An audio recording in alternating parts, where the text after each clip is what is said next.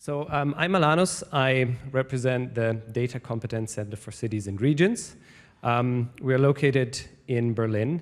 And my task, I guess, is to try to wrap up a little bit. You know, why are we doing this work with data in cities? What is this all about, and how should we be doing it? I'll show you some use cases and some examples on what is going on all over Europe. And maybe we can also discuss some ups and downs. But first of all, how did I end up in this position? Well, you know, we've been seeing a lot of very cool projects all over Europe in the last couple of years, and I'm going to show you some of them. But what happens in cities is usually that all of these great solutions that come out of data, of innovation, of cool guys like you, they don't scale, right? They get designed, tested, deployed, and eventually there they stay as pilot projects somewhere or as some small products. They don't scale across cities. And why is that? The reason is that as cities, we don't think in a larger system, in a larger infrastructure, in sharing use cases and solutions with each other. We have the focus on our own issues, right? And therefore, I asked myself, like, what can we do to create the data infrastructure in Europe that would facilitate a scaling of good, sustainable digital solutions without leaving the field to the big hyperscalers, but rather put the cities into the driver's seat. And what you're about to hear is an answer to this. The Data Competence Center for Cities and Regions is a small company. We're like 20, 25 people, backed by the Fraunhofer Society and by Deutsche Telekom and the Urban Institute and another like a development company. And we're trying to really rethink digital transformation of cities. But let's start a bit way back. So what got us all into this mess we're in today? When we think about the history of cities and how cities developed, we need to acknowledge that really tech development, innovation, and urban development really went hand in hand. And often it was like a new technological innovation came about, and bit by bit, the city development followed. And there's probably no innovation which had a bigger impact on cities than cars, right? It was only when the cars came out that, well, all of a sudden, people didn't have to live anymore where they worked, right? They could live somewhere in the suburbs, and cities started to spread out. So the baseline is technologies and innovation have had a huge and massive impact on our cities and are still having it, right? The problem is that in the past, we didn't really think about how to design innovations and products for cities. We were rather thinking about how to design products and innovations for individual end customers. And that, of course, together with a big fossil fuel-based industry, really got us into quite a mess, which we're in today, right? We've seen the big floodings in cities across Europe, across the world, actually, in the last couple of years, and it's only going to increase. This is not going to be, to get better. It's only going to increase. We've seen the drought this summer all over Europe, with the rivers running dry and with these huge impact of the lack of water on our cities. And again, this is not going to change. This is going to increase in the future, right? And of course, we've seen raging wildfires throughout Europe, and they are starting also to threaten our cities. And the bottom line here is, just going to skip this slide. The bottom line here is that cities are path dependent, right? It takes a long time to design, to develop, to grow a city, and even longer to transform it. And while in the last couple of years, in the last decade or decades, we've been pondering about the question, how can we design technologies and innovations that help us reduce emissions in our cities, that help us transform our cities to become more sustainable, more efficient, etc. We are now seeing ourselves in a position where the budgets, and these are huge budgets that we need to spend on this, are more and more being consumed by ad hoc responses on catastrophes like, flooding or droughts, etc., or a pandemic. So how can we in this situation think about our cities to redesign them, to capture the potential of innovation for a more sustainable, more livable city, and at the same time also react to the crises which are kind of hitting us quicker and quicker. And well, my hypothesis is that of course we need to rebuild our cities. Of course we need to invest into physical infrastructure, into greening the cities, into managing the water better, but we also cannot do it without data. Data is a key ingredient that we need to transform our cities, because we are talking about a transformation ahead of us which is really massive, and it's something that has been unseen before, right? We want to come to zero emissions in European cities by 2050, right? 2050, that's how long? 28 years from now? What did you guys do 28 years ago? How did Prague look 28 years ago? Not that different, right?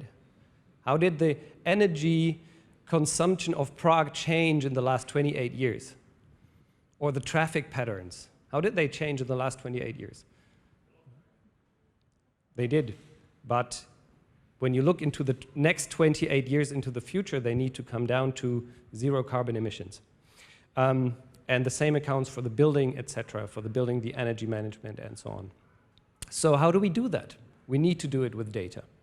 And eventually arrive at livable cities that are actually able to use way less resources and react to, to the impact that the environment is having.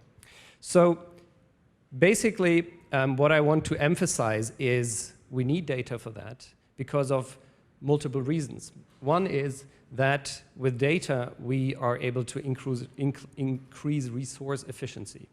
Without data, we're not able to use the resources in our cities as efficiently as we need to use them. And I will show you why.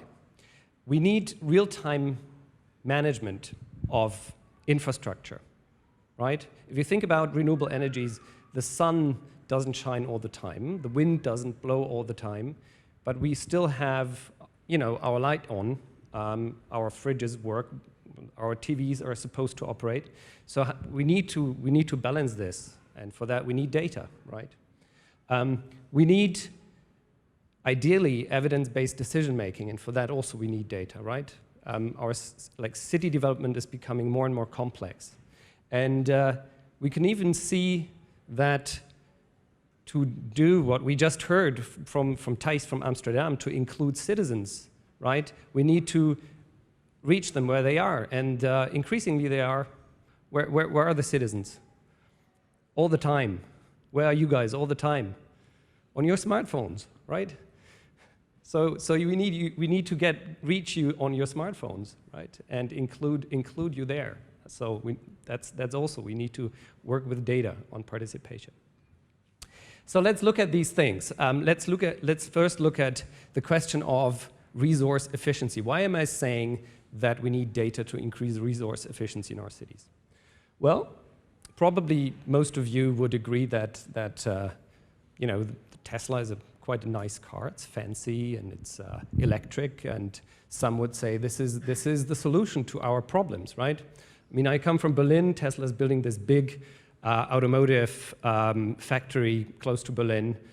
Everyone, is saying Elon Musk is our savior of Brandenburg. He's created 20,000 jobs. But from the city perspective, this is not the solution, right?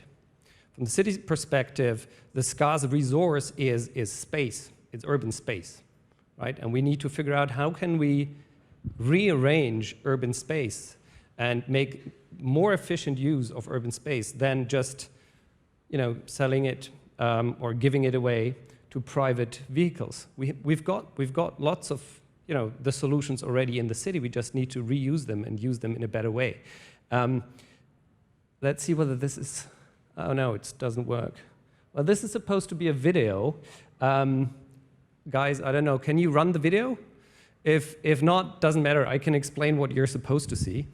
So when I was still working for Fraunhofer, we did a study together with the MIT, and we got all the data from taxi rides in Manhattan, right?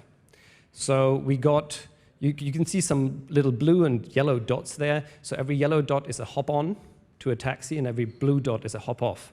And we analyzed that, over a year, more or less.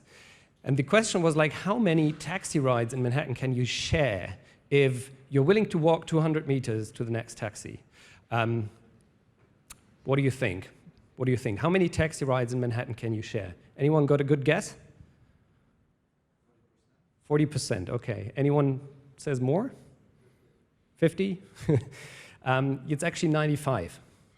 So 95% of taxi rides in Manhattan can be shared if you had the information that someone is actually sharing the destination with you, right? So you can see the inefficiency that we have in our cities just because we don't have the information, right? If we just combine that, if we put the information back into the hand of the mobility users, we can use our public space much more efficiently, right? 95%. So the solution we're looking at is this, right? It's the multimodal apps, it's the integrated systems that allow us to use different ways of transportation in a city seamlessly with one app, where we can share the ride, use the public transport, use a scooter, and so on. So this is, I don't know if you guys know Yelby, it's an intermodal transportation app from Berlin. I moved to Berlin 2 years ago, and the first thing I did, I sold my car. And since then, I've only been using this. And I made myself a promise, I don't want to cut down on convenience, right? I want to use, I want to be mobile in the city. That's what I'm doing, anytime I want, I use a shared car, I use a shared bike, I use an Uber, the public transport, and basically my budget, my mobility budget today is 25% of what I was paying when I still had a car, right, on insurance and taxes and gas and all that.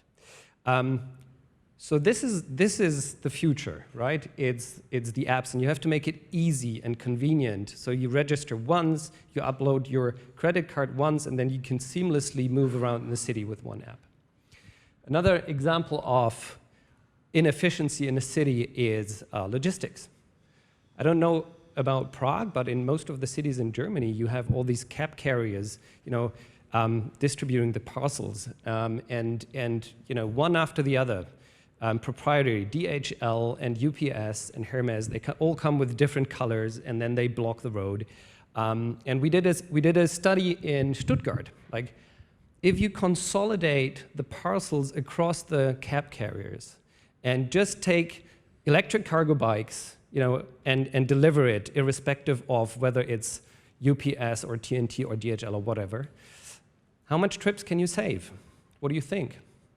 How much percentage of trips can you save when you consolidate parcels across the cab carriers? 70%? Huh? 60%? Yeah, you're actually 90. How'd you come up with that? It's actually, you're very close. It's 75%. You can save up to 75% of the trips if you just consolidate, right? And of course, this messes up with some of the business models, right? But ultimately, it's business models making use of public infrastructure, right? Clogging the roads, polluting the air, etc. And another one, more on the planning side, and I don't know, maybe some guys of IPR are here. Are some urban planners here tonight? No planners? IPR representatives? No? Not anymore. They've gone home. Okay. Thanks for the venue, guys. Well, the city of Vienna, so I make it short, the city of Vienna has developed a system replacing the traditional paperwork when you plan a building and you need to have a permission by the city. It's usually like a lengthy process. I print out all the plans, I hand it over to the city department, they verify it, and eventually 1 year later, I get a badge and I'm allowed to build a house. Now, the city of Vienna said, why don't we use technology to do that? And in Vienna, the architect, what he does is he uploads the 3D model of his new house on the server of the city. And then the city has an artificial intelligence which checks whether the house is compliant with all the regulations which are enacted on that very lot where the building is supposed to be built. And by this, the city of Vienna is actually able to hand out the badge, the permission for building, by how many percent? What do you think? How much faster? 95. 50? Yeah, it's actually 15? 50. It's actually 100. It's 100. So you double the speed of a building permission process by using AI and BIM modeling, right? So all of this show how inefficient we are organizing, running, and managing our cities today and how much more efficient it could be. Now, what about the real-time management? I was saying we need data for real-time management. Why do we need it?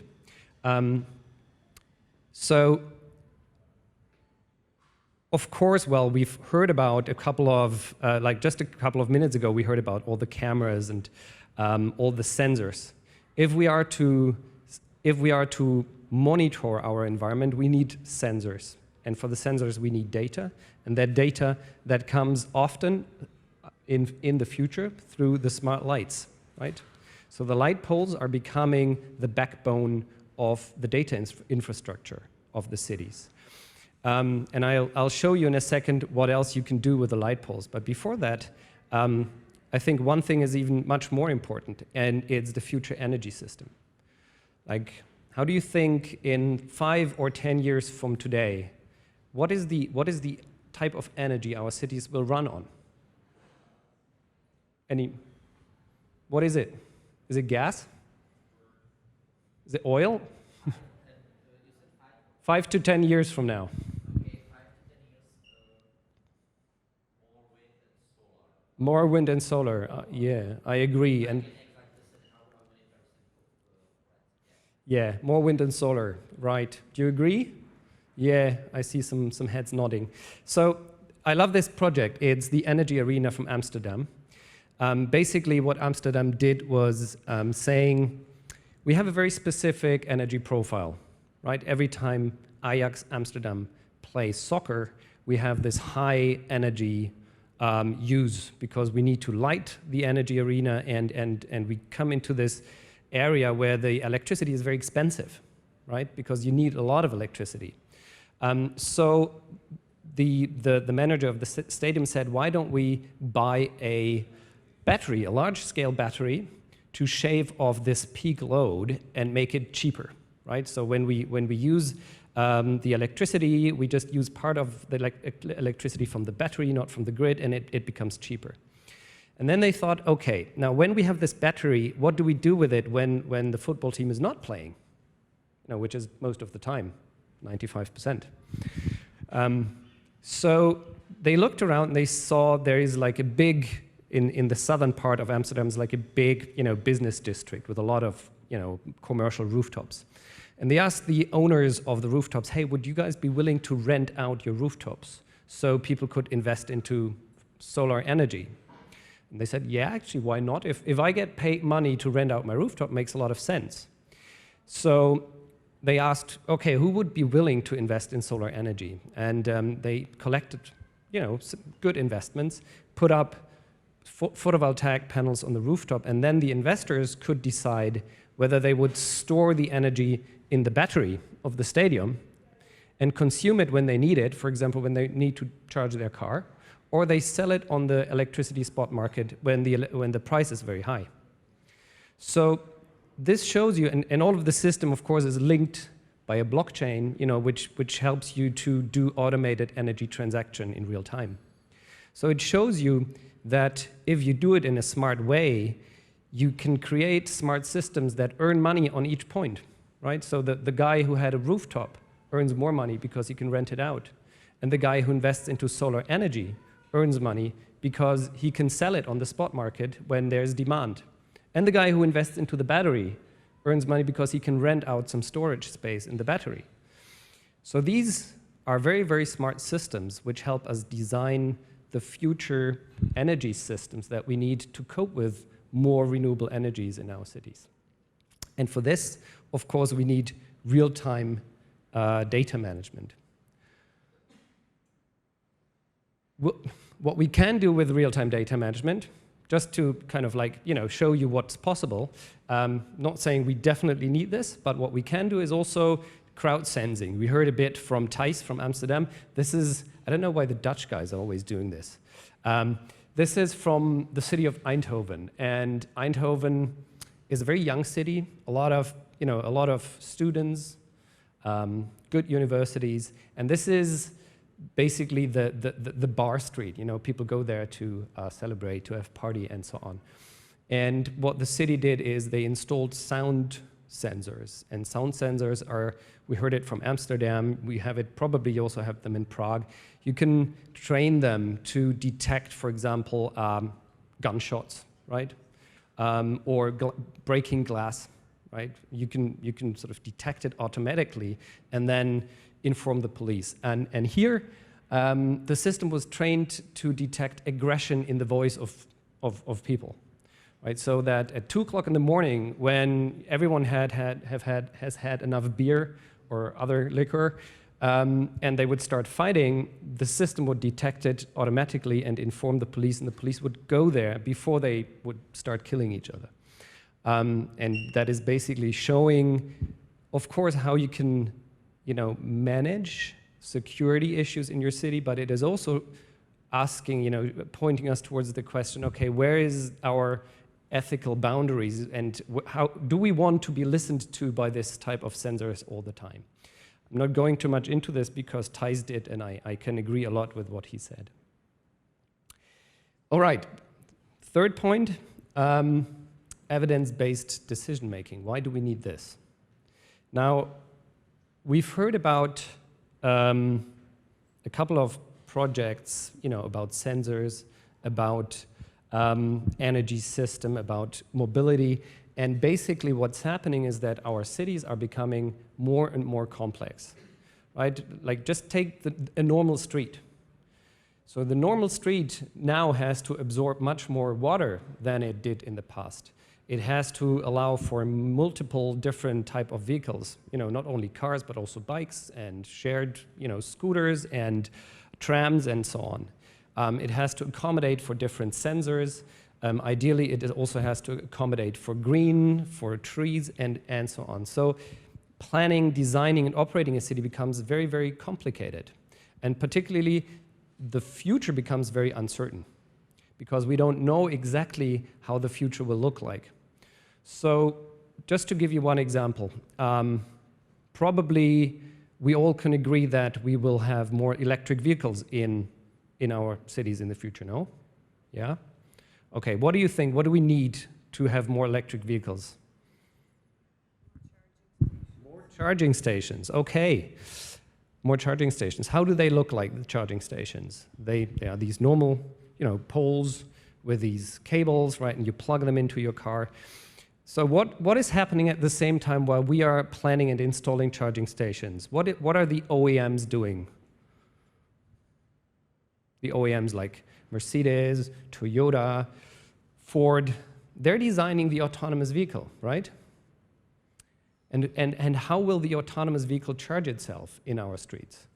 Will it have a hand to put the plug into its own trunk? Probably not, right? So we will need different charging systems to charge autonomous vehicles. We will probably have some inductive systems where we will drive over and the car will stop, it will charge through the ground, then it will continue. But these innovations and developments are happening simultaneously in an uncertain way. So we don't know when to invest into the conventional charging stations and when to invest into the new charging stations. So for all of these decisions that we have to take to prepare our cities for the future, we need different ways of planning, right? And we need to think in scenarios. We need to simulate the futures. We need to be able to bring data together and take the best decision in presence of an uncertain future. And the way to do that is, for example, to use digital twins and combine all the data you have, run models to the best of your knowledge, and then take the decision that produces the most likely and best outcome for your city in the future. We also need evidence-based decision-making, based on data, to track progress. This is a sustainability dashboard from a German city. I mean, we all know how urban development is. It is usually prone to politicians promising something, right? They get elected, they promise something, and you never hear of it again. So I believe we can't afford this anymore, right? We cannot afford wasting money based on empty political promises. We need to track the progress of urban development, particularly when it comes to sustainability and to climate. So for that, you need data, you need evidence, you need to really understand how much renewable electricity do I have in the grid today, how much do I have tomorrow, how much is it next year, how much was it last year, and you need the right models to calculate it. You need to understand the change, the transition of your mobility system, how much waste do you recycle, etc. So you need these numbers and figures. You need to make it transparent in order to really track policymaking and also help take the right decisions and put your sort of bags in your bread in the right basket. And I also like this example very much because it helps you to make evidence-based decisions, but by including citizens. It's an open source app from the city of Berlin, so anyone can adapt it. The city of Prague could just go download it and adapt it. And it's called Gieß den Kiez, which is basically irrigate your district, right? Every citizen can register in the app and then adopt a tree.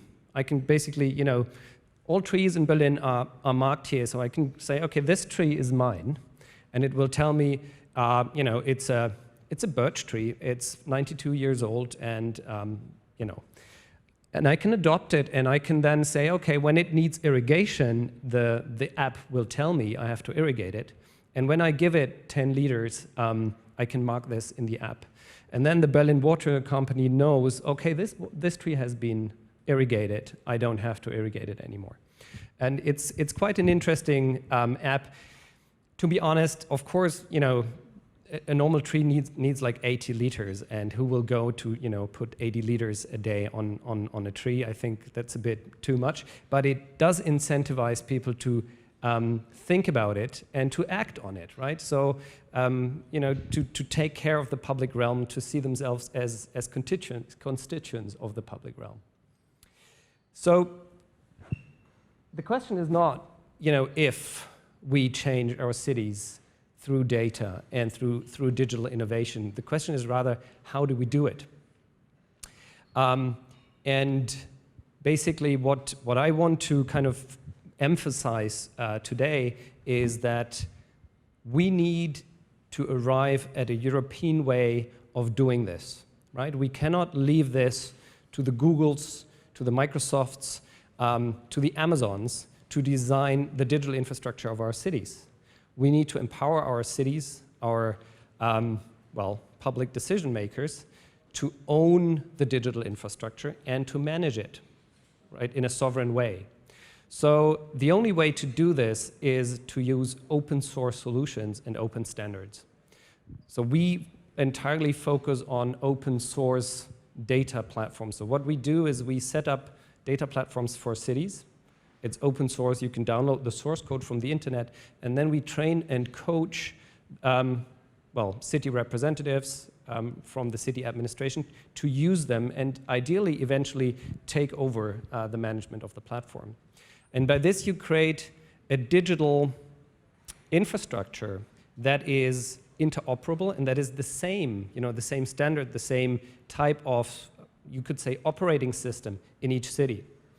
And if you have that, then it's rather easy to have building blocks of individual solutions that could, for example, be designed in Prague, but adapted in Berlin, or designed in Amsterdam and adapted in Prague. Because you only need to take the code. The code is 100% interoperable with your own data infrastructure. The only thing you need to do is you need to link your own local data sources.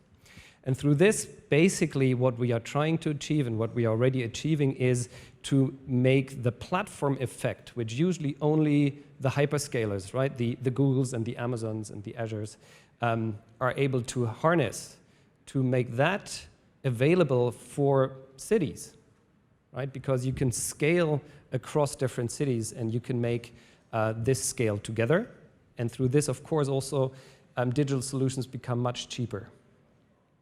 So instead of thinking, what we did in the past about very large lighthouse projects where we pour a lot of public money, mostly from the European Commission, into individual lighthouses, which after the money runs out, disappear in some opaque drawer somewhere, as a report and will never be read again. We should really think about spreading, about scaling, about interacting, and about collaborating to use the same interoperable open source data infrastructure, and then bring the solutions that we develop, and I've shown you some of the solutions that we need, together in a joint kind of portfolio for cities. Because what we really don't have is time, right? We don't have much more time to just play around and have one pilot and after the other.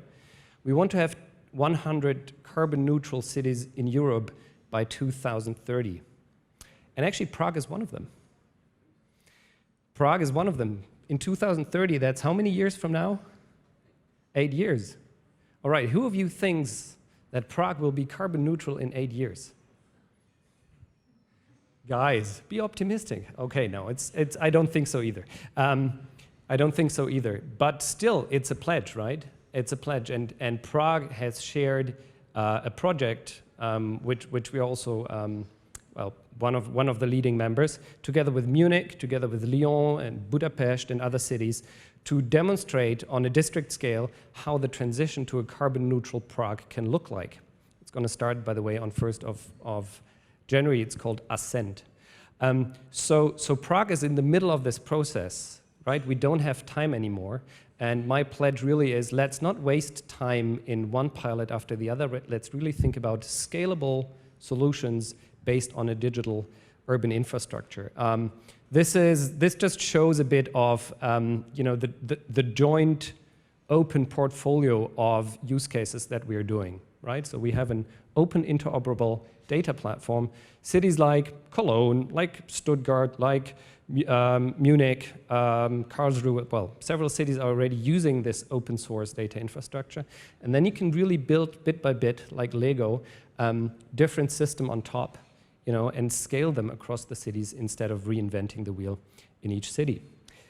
And at the end, hopefully, we arrive at the European livable and integrated and smart city in a sustainable way. So I hope I gave you some insights and maybe also some questions. So if you do have some questions, then please feel free to ask me now. Thank you very much.